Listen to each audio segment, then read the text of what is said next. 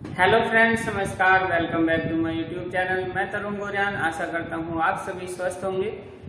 मेरी last videos कैसी लगी आप कमेंट सेक्शन में बताएं। आज की वीडियो के बारे में भी कमेंट सेक्शन में बताएं। अच्छी लगे तो लाइक करें, शेयर करें, चैनल को सब्सक्राइब करना ना भूलें और बेल आइकन को जरूर दबाएं। टंग क्या है, क्या क्या इसके कार्य हैं, फंक्शन क्या है, एनाटॉमी क्या है, स्ट्रक्चर क्या है, आज की वीडियो में बात करेंगे टंग के बारे में। टंग क्या है, सबसे पहले जान लीजिए कि टंग क्या है। टंग वोकल कैविटी का हिस्सा है, यानी कि डाइजेस्टिव सिस्टम में माउथ में प्रेजेंट होती है टंग। समझ गए फ्रेंड्स? माउथ में प्रेजेंट होती है टंग, जो कि एक मस्कुलर ऑर्गन है जो कवर्ड होता है पिंक टिश्यू से। समझ गए क्या है? टंग एक मस्कुलर ऑर्गन है जो कि पिंक टिश्यू से कवर्ड होता है, जिसको बोलते हैं म्यूकोजा। क्या बोलते हैं? म्यूकोजा। अपर सरफेस जो है टंग का, वो एक पिंक टिश्यू से कवर्ड होता है। आपने देखा होगा, जी बाहर निकाल के देखिए अपनी सब, इसमें दिखाई देगा कि ये आपका जो सबसे ऊपरी सरफेस है, फ्रंट सरफेस है, ये कवर्ड है पिंक टिश्यू से। तो ये पिंक टिश्यू क्या है? म्यूकोजा है। तो क्या म्यूकोजा से कवर्ड है all the surface of tongue. समझ गए? तो टंग का ऑल सरफेस कवर्ड है म्यूकोजा से। प्रेजेंट्स टीनी बम्स, जिनको पेपिलाई बोलते हैं। समझ गया? Tiny bumps like projection type, ये हैं टीनी बम्स जो कि हम बोलते हैं पेपिलाई। अब पेपिलाई क्या है? पेपिलाई प्रेजेंट होती हैं टंग के सरफेस पर, जो कि एक तरह से कह सकते हैं कि टेस्ट वर्ड्स को कैरी करती हैं या शेप प्रदान करती हैं टंग को। समझ गए? तो क्या पेपिलाई जो कि टिनी बम्स हैं, गिव इट्स रफ टेक्सचर। किसको? टंग को। टंग को एक टेक्सचर प्रदान करती हैं रफ। रफ मीन्स रफ बोल सकते हैं खुरदरा। खुरदरा मीन्स आपने जीभ पर देखा होगा, छोटे छोटे कांटे टाइप से दिखाई देंगे। As a muscular organ, not a hard, then this is the papillae. तो जो कि इसे रफ टेक्सचर प्रदान करते हैं जीभ को। ठीक है? 1000 ऑफ टेक्स्ट वर्ड्स प्रेजेंट होती हैं, यानी कि 2 to 5,000 2 to 5,000 test buds present होती हैं सरफेस ऑफ पेपिलाई। पेपिलाई की जो सरफेस है, मैंने अभी कहा था कि पेपिलाई ही टेस्ट वर्ड्स को कैरी करती हैं। तो पेपिलाई की जो सरफेस है, उस पर जो टिश्यू होते हैं वो हैं, यानी कि उस पर जो सेल्स होते हैं वो हैं हमारे टेस्ट वर्ड्स। क्या है? टेस्ट वर्ड्स हैं, जो कि सेल्स प्रेजेंट होते हैं पेपिला के सरफेस पर। समझ गए? तो टंग के ऊपर सरफेस पे क्या है? पेपिलाई है। Papillae tiny bumps structure, this is the papillae, and then papillae carry the cells that present taste words. तो क्या टेस्ट वर्ड्स सेल्स हैं जो कि पेपिलाई पर प्रेजेंट होते हैं। समझ आ गया? नेक्स्ट, टेस्ट वर्ड्स क्या है? कलेक्शंस हैं नर्व सेल्स के। नर्व सेल्स समझते हैं आप? नर्व सेल्स जो कि नर्व से डायरेक्ट कांटेक्ट होते हैं, जो कि नर्व ब्रेन को सिग्नल्स भेजते हैं। नर्व समझते हैं आप? नर्व है सिग्नल का आना जाना ब्रेन से। नर्व हमारी ब्रेन से सिग्नल को लाने जाने का कार्य करते हैं एज इलेक्ट्रिसिटी साइड्स, यानी कि एक तरह से इलेक्ट्रिसिटी का कार्य है नर्व्स का, जो कि सिग्नल्स को आदान प्रदान करती हैं। This is the nerve cells जो कि टेस्ट वर्ड्स होती हैं, यानी कि टेस्ट वर्ड्स कलेक्शन है नर्व सेल्स का, that connect two nerves running into the brain. समझ गए? अभी बताया था कि ब्रेन से डायरेक्ट कनेक्ट होती हैं नर्व्स, और नर्व सेल्स नर्व में कनेक्ट होते हैं। तो क्या टेस्ट वर्ड्स हैं? Nerve cells. नेक्स्ट, टंग कहां से कहां तक है? आप ये समझ के चलिए कि front area and the last area. The first is front area is frenum, यानी कि यहाँ फ्रेनम से जुड़ा हुआ है, और लास्ट में हाइड बोन।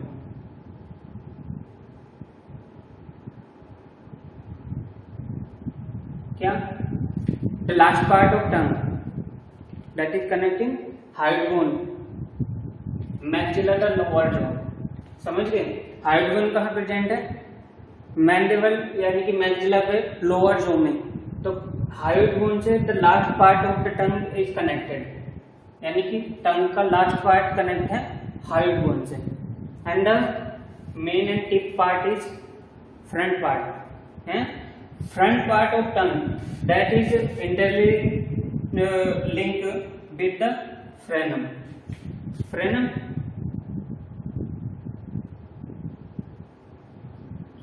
आम भाषा में आप बोल सकते हैं तालुआ, यानी कि बैक साइड में फ्रेनम से जुड़ी होती है इन द फ्रंट पार्ट, जो कि सबसे मोबाइल पार्ट है। मोबाइल पार्ट मतलब सबसे movable part, the front part of टंग।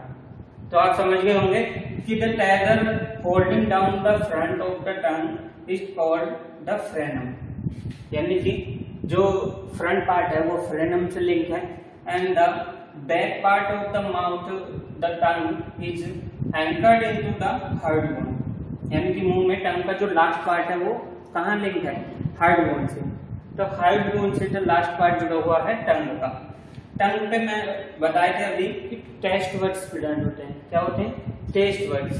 अब आप समझ के चलिए कि ये टंग है, तो टेस्ट क्या क्या होते हैं, मेनली 4 टाइप एंड 5 टाइप के टेस्ट हैं, या बिटर, सोर, sweet, salty and umami. Umami की खोज जापान में हुई है। ये एक स्वादिष्ट पार्ट है, यानी कि उमामी का मतलब ही होता है लजीज या स्वादिष्ट, और खट्टा, मीठा, कड़वा, नमका, ये तो सबको पता ही है। तो 5 टाइप्स ऑफ टेस्ट हैं ये, स्वीट, सॉल्टी, बिटर, सोर एंड सैवोरी, सैवोरी या उमामी। समझ गए। तो कहाँ कहाँ टेस्ट वर्ड्स प्रेजेंट होती हैं, in the last part of the tongue. Last part में क्या है, बिटर। आपने खाया होगा कि अगर कड़वा चीज खाएंगे तो कहाँ सबसे ज्यादा लगती है, नीचे फेरिंग्स की तरफ जाते हुए। तो क्या बिटर जो बर्ड्स है वो सबसे लास्ट में प्रेजेंट होती है। समझ गए। टेस्ट वर्ड में जो सबसे लास्ट पार्ट है वो बिटर है, खट्टा। आपको खट्टा खाने में बहुत मजा आता है, तो क्या है, दोनों साइड जो है वो सोर है।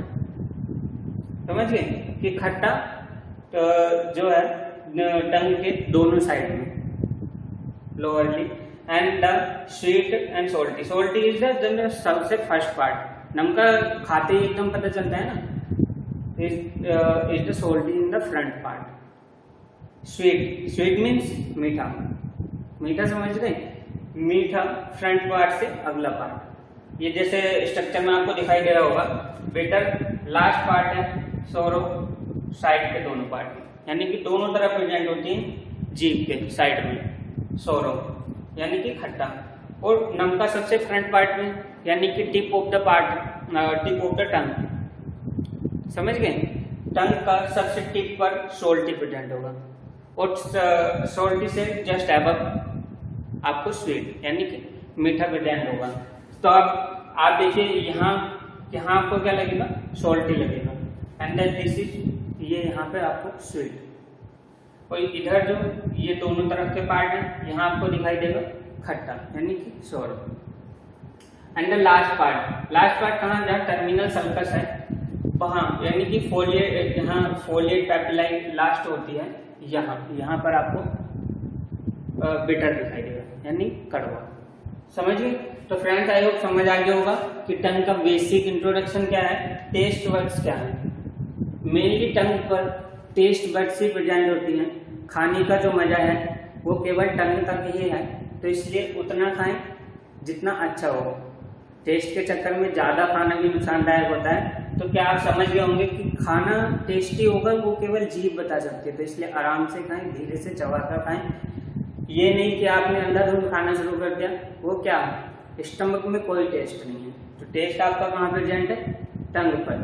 तो टंग के कार्य क्या है, टंग के कार्य ही है टेस्ट प्रेजेंट करना। समझ गए। और डाइजेस्टिव सिस्टम में अगर टंग की बात करें तो main part is the taste, and the second and third part is the speech यानी कि बोलने में भी, स्पीच देने में बस हेल्प करती है tongue. And the second part is movable यानी कि खाने को चबाने में हेल्प करती है, मूव कराती रहती है। समझ गए? नेक्स्ट टंग के पार्ट यानी कि parts of tongue, gross anatomy. Roots, first is of all tongue के रूट कहाँ है? The back third part of the tongue it sits low in the mouth and near the throat. समझ गए? Back third part of the tongue यानी कि टंग tonsil से लेके यानी कि टर्मिनल सर्कस से ऊपर का जो बैक थर्ड पार्ट है ये है रूट। रूट का मीन्स ये होता है जहां से जुड़ी हुई है टंग। कहाँ से जुड़ी हुई है? हाइड बोन से जुड़ी हुई है। तो हाइड बोन से द थर्ड पार्ट ऑफ टंग, आगे का जो सरफेस है, तो हाइड बोन से आगे के थर्ड पार्ट, आगे का थर्ड पार्ट जो है यानी कि बैक थर्ड पार्ट जो कि हाइड बोन से जुड़ा हुआ है वो है रूट ऑफ द टंग। समझ गए? रूट का मीन्स ये होता है कि जहां से टंग निकली हुई है यानी कि जुड़ी हुई है, लास्ट पार्ट। तो the back third part of the tongue it sits low in the mouth यानी लो यानी एपिग्लोटिस की ओर। एपिग्लोटिस क्या है? एपिग्लोटिस बाइंड पाइप को कवर करता है यानी कि जब आप खाना खाते हैं तो जो हमारा बाइंड पाइप है एयर वाला जहां से आप सांस लेते हैं उसको बंद करता है। तो एपिग्लोटिस की तरफ को जो सिचुएटेड है माउथ में near the throat, throat means गला। तो यानी कि जो फेरिंग्स है आपका एपिग्लोटिस की ओर, वहां पर जो सबसे लास्ट थर्ड पार्ट है वो है रूट। रूट समझ आ गया? तो फ्रेंड्स यही रूट है जो कि सबसे लास्ट पार्ट है third part of the tongue, last third.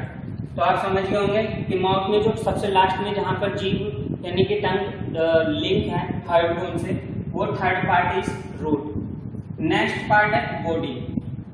Body जो पूरा सरफेस है वो बॉडी है टंग की।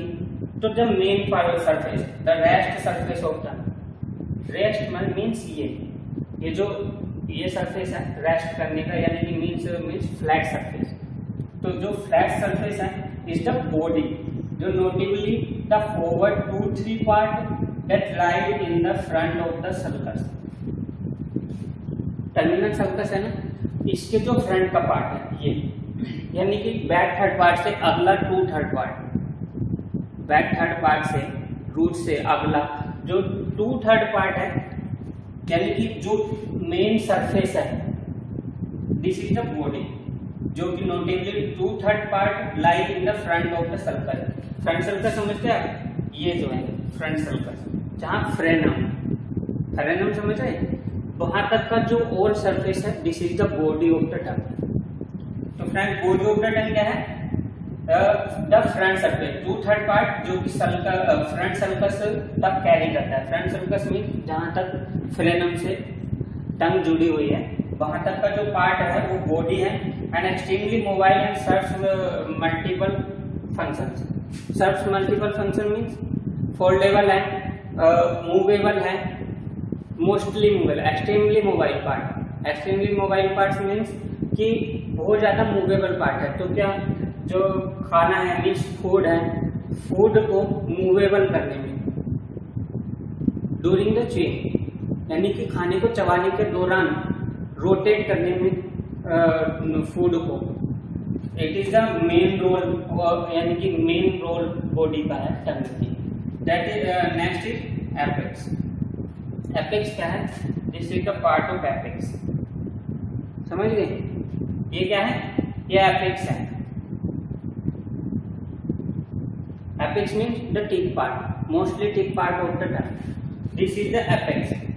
समझ गए? Tip of the tongue. तो this is the part of apex, जीभ का सबसे फ्रंट पार्ट यानी कि सबसे टिप पार्ट, सबसे शार्प पार्ट जो आमने सामने बिल्कुल सामने दिखाई देता है, दिस इज द एपेक्स। आप जीभ बाहर निकाल के देखेंगे जो सामने की जीभ दिखाई देगी, दिस इज एपेक्स। तो क्या है? A pointed portion most forward in the mouth. Most forward मतलब सबसे जल्दी बाहर जो आता है, वही जो मेनली सबसे पहले बाहर आएगा part, this is the apex and also extremely mobile. जैसे बॉडी मोबाइल है, उसी बॉडी पार्ट मोबाइल है, मोबाइल पार्ट जैसे एक्सट्रीमली मोबाइल पार्ट ऑल्सो, मतलब कि ये भी बहुत ज़्यादा मोबाइल पार्ट है, मूवेबल। मोबाइल का मतलब होता है बहुत ज़्यादा मूव करने वाला, तो क्या है, freely movable. Next is dorsum, upper surface toward the back. ये जो अपर सरफेस है यानी कि बॉडी सरफेस है, बॉडी सरफेस क्या है, ये शेप है। अब ये डोर्सम क्या है, डोर्सम है मेन, ये आपको दिखाई दे रहा है, this is the dorsum that's carry forward into the mouth, that upper surface toward the back, यानी कि बैक साइड के लिए पूरा अपर सरफेस जो है ये क्या है, डोर्सम है। समझ गए आप? तो डोर्सम ऑफ टंग लिख रहे हैं ये, दिस इज द पार्ट, ये आप समझ गए होंगे, दिस इज द डोर्सम, यानी कि ऊपर का जो पूरा पार्ट है जो कि बैकवर्ड हो जाता है एपेक्स को छोड़कर, दिस इज द डोर्सम, जो कि V shape groove on it called terminal circle. अब देखिए ये टर्मिनल सर्कल है, तो आपको वी शेप में दिखाई दे रहा है ना, तो ये जो वी शेप का पार्ट है ये, दिस इज द डोर्सम। समझ आ गई? नेक्स्ट पार्ट है friends inferior surface. Inferior surface यानी कि आंतरिक सतह, समझ गए? तो इंफीरियर जो यानी कि आगे की सतह है ये मोस्टली क्या है, underneath the tongue lies this last feature and the important feature. Important means यानी कि इसका लास्ट फीचर एंड इम्पोर्टेंट क्यों है, for the ability for visualize veins. Visualize veins यानी कि जो इसमें बेन से छुपी हुई हैं उनके लिए मोस्ट इम्पोर्टेंट फंक्शन है, that allow to rapid absorption of specific medications. यानी कि जीभ का जो सबसे अच्छा कार्य है, यानी कि सबसे मोस्ट इम्पोर्टेंट एबिलिटी है जो विजुअलाइज बेन्स हैं, वे एब्जॉर्प्शन करती हैं, रैपिड एब्जॉर्प्शन करती है स्पेसिफिक मेडिसिन का। रैपिड का मीन्स है इंस्टेंटली एब्जॉर्प्शन। तो क्या हुआ, जीभ पर मेडिसिन रखी और एब्जॉर्प्शन शुरू हो गया इंस्टेंटली। ये इसका सबसे मोस्ट इम्पोर्टेंट पार्ट है। आपने देखा होगा किसी को अगर मान लीजिए हार्ट अटैक है, हार्ट पेन है, उसमें आप जीभ के नीचे टैबलेट रखते हैं, समझ रहे हैं, तो वहां से क्या रैपिड एब्जॉर्प्शन हो जाता है, इंस्टेंटली एब्जॉर्प्शन। बहुत से कैप्सूल्स आते हैं जो मुंह में खोल के रख लेते हैं, समझ रहे आप, जीभ के नीचे रख लिया, जीभ के नीचे क्या सलाइवरी ग्लैंड्स की डक्ट आती है, वहां से सलाइवा सिक्रेट हुआ and the direct rapid absorption शुरू हो गया वेन्स में। समझ रहे? तो क्या है जो इंफीरियर सरफेस है, जब ये एपेक्स है, एपेक्स के जो इंटरनल यानी कि बैकवर्ड पार्ट है वहां पर डक्ट आती हैं सलाइवरी ग्लैंड्स की, वहां से सलाइवा सिक्रेट होता है, वहीं पर आपको स्पेसिफिक मेडिसिन रखनी होती है जो कि वहां से सलाइवा में मिक्स होंगी एंड डायरेक्ट रैपिड एब्जॉर्प्शन शुरू हो जाएगा through the inferior surface of the tongue. समझ आ गया? तो inferior surface of the tongue जो है वो मेनली मोस्ट इम्पोर्टेंट पार्ट है एबिलिटी ऑफ बेन्स, जो कि एब्जॉर्प्शन करती है specific medicine. Next is tongue की पेपिलाई, यानी कि papillae of tongue that's called lingual papillae. क्या बोला जाता है? लिंगुअल पेपिलाई बोला जाता है, जो कि small structures on the upper surface of the tongue, यानी कि टंग के अपर सरफेस पर जो स्मॉल स्ट्रक्चर्स प्रेजेंट होते हैं वो हैं लिंगुअल पेपिलाई, जो इसे रफ टेक्सचर प्रदान करते हैं, यानी कि give its rough texture. Rough means खुरदरा। आप जीभ पे हाथ फेर के देखिए अपना, कैसा लगेगी, खुरदरी टाइप लगेगी, जैसे कांटे से हो रहे हैं। वो स्ट्रक्चर जो होता है वो लिंगुअल पेपिलाई की वजह से होता है, ठीक है। एसोसिएटेड विद टेस्ट वर्ड, यानी कि टेस्ट वर्ड से भरी हुई होती है, यानी कि इनके जो सेल्स हैं, जो लिंगुअल पेपिलाई पर सेल्स होते हैं वो होते हैं टेस्ट वर्ड्स के। समझ गए? टेस्ट वर्ड्स के सेल्स प्रेजेंट होते हैं लिंगुअल पैपिलाई पर, ये अपर सरफेस पर, ठीक है फ्रेंड्स। नेक्स्ट है टाइप ऑफ पैपिलाई। पैपिलाई कितनी टाइप की होती है? 4 टाइप्स की पैपिलाई होती है, फंगाइफॉर्म, फिलीफॉर्म, फोलिएट एंड सर्कमवैलेंट पैपिलाई। कहाँ प्रेजेंट होती है? टंग पर। तो फर्स्ट ऑफ ऑल हम फिलीफॉर्म पैपिलाई जो कि सबसे ज्यादा होती है नंबर्स में, समझ रहे? सबसे ज्यादा होती है नंबर्स में टंग पर, filiform papillae. And fine, small and cone shaped की पैपिलाई। क्या है? फाइन कोन शेप्ड की पैपिलाई है जो कि कोई भी टेस्ट वर्ड्स को कैरी नहीं करती है। यानी कि क्या है, देखिए डोर्सम पर प्रेजेंट है, ये फिलीफॉर्म दिखाई दे रही है, ये it is the part of dorsum. तो डोर्सम पार्ट्स पर प्रेजेंट होती है जो सबसे ज्यादा एरिया को कवर करती है, सबसे ज्यादा नंबर्स में होती है, लेकिन कोई भी टेस्ट वर्ड को प्रेजेंट नहीं करती, यानी कि टेस्ट वर्ड इस पर प्रेजेंट नहीं होती। यानी कि अगर खाना यहाँ पे गया तो कोई स्वाद यहाँ नहीं आएगा, ठीक है। तो आप समझ गए होंगे फिलीफॉर्म का। Second is the fungiform. Fungiform कहाँ पे? Tip of the tongue and the side of the tongue, समझ रहे हैं? फिर फंगाइफॉर्म का पैपिलाई कहाँ पे है? Side of the tongue and the tip of the टंग। ये आपको दिखाई दे रहा होगा कि side of the tongue and tip of the टंग किस शेप की है? क्लब शेप या मशरूम शेप। ये इस तरह की शेप होती है मशरूम की, जस्ट लाइक एग्जाम्पल। तो मशरूम या क्लब शेप की पैपिलाई है कौन सी? फंगाइफॉर्म पैपिलाई, समझ रहे आप? जो कि टिप पर और साइड्स पर प्रेजेंट होती है। सबसे ज्यादा numerous of taste buds present यही दो फंगाइफॉर्म। टेस्ट वर्ड आपने देखी थी ना, टिप पर ही होती है, सॉल्टी एंड स्वीटी, समझ रहे? एंड सोर समझ रहे? तो क्या सोर आपके दोनों साइड्स पे प्रेजेंट होते हैं, टिप पर आपके सॉल्टी एंड स्वीटी प्रेजेंट हो गई। तो सबसे ज्यादा न्यूमरस टेस्ट वर्ड प्रेजेंट होती है आपकी फंगाइफॉर्म पैपिलाई में। मेन रिसेप्टर्स प्रेजेंट होते हैं, और भी आपको बताया है कि सबसे ज्यादा नंबर्स में आपके रिसेप्टर्स प्रेजेंट होते हैं जो कि टेस्ट वर्ड के।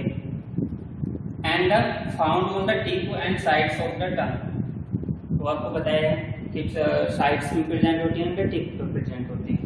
नेक्स्ट है फोलिएट पैपिलाई। फोलिएट पैपिलाई कहाँ पे है? ये समझ रहे आप? फोलिएट पैपिलाई समझ रहे? ये है आपकी फोलिएट पैपिलाई जो कि प्रेजेंट होती है east side of and east sides of back of the टंग। कहाँ पे आपको दिखाई दे रही होंगी कि बैक साइड में, ईस्ट साइड्स में प्रेजेंट होती हैं आपकी फोलिएट पैपिलाई। फोलिएट कैसे होती है? Short vertical folds. ये वर्टिकल फोल्ड्स दिखाई देते हैं, इस तरह के इसका स्ट्रक्चर होता है कि फोलिएट पैपिलाई का, ठीक है। साइड से वेरिएबल हो सकते हैं, also have taste bud receptors. इसके साइड और शेप तो हर किसी में अलग अलग हो सकते हैं।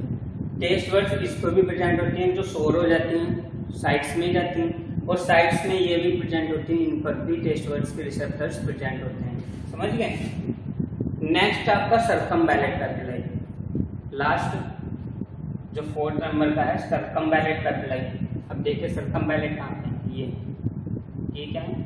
ये सर्कमवैलेंट पैपिलाई। ये किस शेप के हैं? देखिए डोम शेप के। ये डोम शेप का स्ट्रक्चर होता है, ये दिखाई दे रहा है आपको। ये है आपकी सर्कमवैलेंट पैपिलाई जो कि lie just in the front of the terminal sulcus. ये टर्मिनल सर्कस है, ये वाला, ये इसके बिल्कुल फ्रंट पे प्रेजेंट होती है circumvallate papillae. Very numerous, very numerous means 8 से 12, यानी कि 8 से 12 के बीच में प्रेजेंट होती हैं ये पैपिलाई, और टेस्ट वर्ड्स को भी कैरी करती हैं। कौन सा टेस्ट आता है?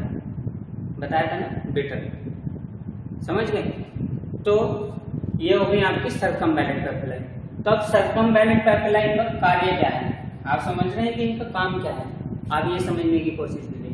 तो काम क्या है? मेनली जो है टेस्ट वर्ड आपकी कैरी हो रही है, मेन काम यही है कि टेस्ट वर्ड्स के सेल्स प्रेजेंट होते हैं तो क्या स्वाद के लिए यूज होती है, ठीक है। और क्या है, एक स्ट्रक्चर भी प्रदान करती है टंग को। टंग तो मस्कुलर ऑर्गन है, उसको स्ट्रक्चर की जरूरत है। अब अगर आप समझिए कि अगर पेपिलाई नहीं है तो रफ टेक्सचर नहीं है। रफ टेक्सचर का मीन समझ रहे आप कि जो खुरदरापन है वो पेपिलाई की वजह से है। अगर खुरदरापन नहीं हो तो क्या जीभ बिल्कुल फ्लैट होगी। मस्कुलर तो आप समझ रहे हैं, मसल्स बिल्कुल फ्लैट, समझ रहे, चिकना बिल्कुल। तो अगर पेपिलाई नहीं है तो चिकनाहट रहेगी। चिकनाहट रहेगी तो क्या, फूड जो आप मूव कराते हैं उसको एक सरफेस चाहिए ना मूव कराने के लिए, यानी कि जीभ पकड़ तो उस पेपिलाई से ही बनाती है खाने के लिए। तो क्या होगा, खाना तो इधर उधर अपना फिसलता रहेगा, तो क्या उसको मूवेबल बना पाएगी, नहीं बना पाएगी। तो ये भी एक कार्य है रफ टेक्सचर, समझ रहे आप। आपने जीभ फिरा ली मुंह पे तो मुंह को भी साफ कर देती है, क्यों, इस रफ टेक्सचर की वजह से ना। तो ये आप समझ के चलिए कि पेपिलाई का रोल ही ये है कि एक तो टेस्ट प्रदान हो रहा है, यानी कि टेस्ट को आप फील कर सकते हैं इनकी वजह से, और क्या एक शेप एंड टेक्सचर भी प्रदान हो रहा है जीभ को, यानी कि टंग को। समझ आएगी। नेक्स्ट है टंग के फंक्शन क्या क्या है। फंक्शन क्या है आप समझ गए होंगे। फर्स्ट ऑफ ऑल तो खाने में कहाँ हेल्प कर रही है, खाने में।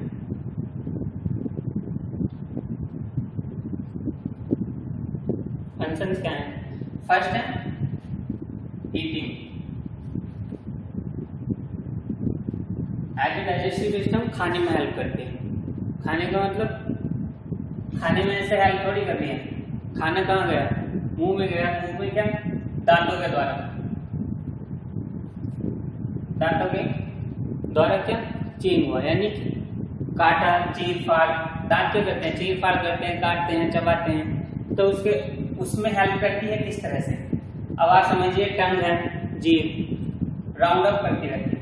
राउंड अप का मीन समझ रहे आप, खाने को बार बार दांतों पर लाना, यानी कि एक बार कट हो गया, चीर फाड़ हो गया, एंड क्या हो गया, चबाना हो गया, च्यूइंग हो गया। तो उसको बार बार रोटेट करने में, राउंड अप करने में हेल्प हो रहा है जीभ के द्वारा। जीभ पर पेपिलाई प्रेजेंट है और टेस्ट वर्ड्स प्रेजेंट है, तो क्या है, क्या है, स्वाद भी तो आ रहा है ना। अब खाने में स्वाद नहीं होगा तो आप खा नहीं सकते, तो क्या है, हेल्प कर रही है स्वाद लेने में खाने के। अगर खाने का स्वाद अच्छा होगा तो क्या होगा कि खाना अच्छा से खाएंगे आप।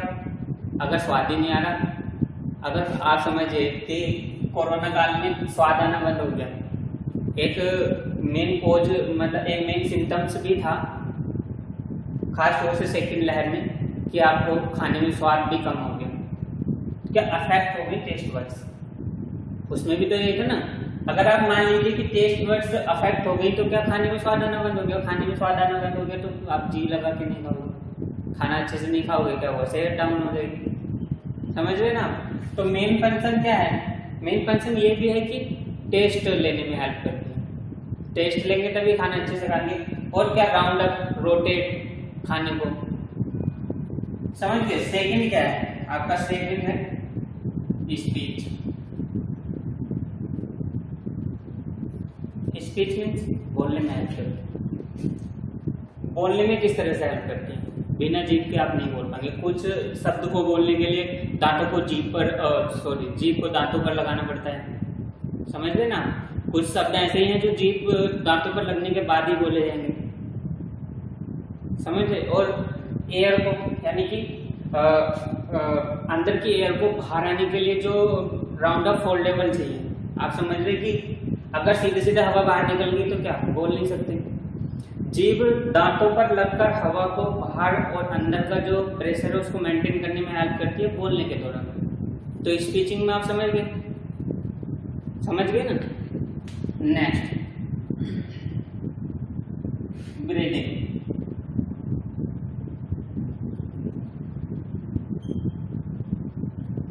ब्रीदिंग सांस। अब आप कहेंगे सांस लेने में जीभ का क्या रोल है, टंग का रोल क्या है।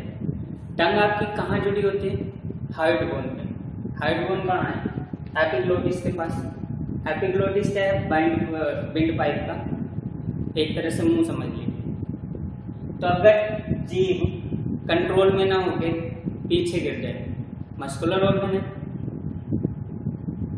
मस्कुलर ऑर्गन है, अगर जीभ पीछे जाकर एपिग्लोटिस पर लग जाए तो क्या होगा, बाइंड पाइप बंद हो जाएगा। तो उसी तरह से टोन रहती है एक तरह से, और आप मुंह से सांस ले रहे हैं तब ये वाली सिचुएशन हो सकती है कि आपकी जीभ पीछे गिर जाए, टंग फोल, समझ रहे हैं। और अगर आप नाक से सांस ले रहे हैं तो जीभ क्या यहाँ मुंह पे माउथ पे आके एक प्रेशर मेंटेन का काम करती है, जो सांस पीछे बाइंड पाइप की ओर प्रेशर हो, समझ रहे हैं। इस तरह से टंग का आप समझिए ड्यूरिंग एनेस्थीसिया। एनेस्थीसिया का मीन्स समझते हैं, एनेस्थीसिया का मीन्स है बेहोशी का टान करना, हिंदी में बोले तो। अब इसकी जरूरत कब पड़ती है, ऑपरेशन के दौरान। आप समझिए कि अगर जनरल एनेस्थीसिया दिया गया है, जनरल मतलब पूरे तरीके से बेहोश किया गया है पेशेंट को, तो एक ट्यूब डाली जाती है सांस लेने के लिए, नाक के या मुंह के रास्ते, एक ही ट्यूब होती है, एंडोट्रैकियल ट्यूब बोलते हैं।